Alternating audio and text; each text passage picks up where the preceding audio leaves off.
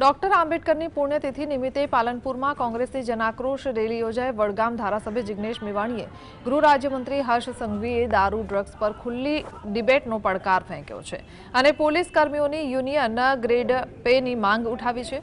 ખેડૂત આગેવાન લાલજી દેસાઈએ કેન્દ્રીય ગૃહમંત્રી અમિત શાહને 5 વચનોનો પડકાર આપ્યો, જ્યારે મહિલા નેતા બબીબેન ચૌધરીએ દારૂથી વિધવા થતી મહિલાઓનો મુદ્દો ઉઠાવ્યો છે।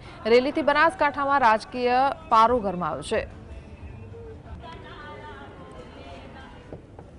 એટલું તો ગુજરાતને કહો કે ગુજરાતના મુખ્યમંત્રી અને તમારા વિધાનસભા ક્ષેત્રમાં દારૂ જુગારના ચાલુ છે કે બંધ છે, અને જે પાલનપુર કલેક્ટર કચેરીના પ્રાંગણમાં મારી વિરુદ્ધ નાના પોલીસ કર્મચારીઓની મજબૂરીનો લાભ ઉઠાવી એમને ઉશ્કેરવાની કોશિશ કરીને પ્રોટેસ્ટ કરાવ્યો હતો। એ કર્મચારીઓનું હિત તમારા હૃદયમાં વસેલું હોય તો એમને યુનિયન બનાવવાની પરમિશન આપો, એમને ગ્રેડ પેનો લાભ આપો।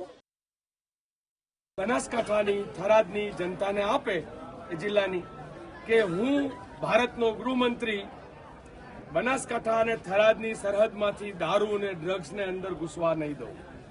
બીજું, જે લોકો દારૂ અને ડ્રગ્સના ધંધામાંથી હશે સંકળાયેલા, એમાંથી એક પણ વ્યક્તિ જે છે એને અમે છોડીશું નહીં।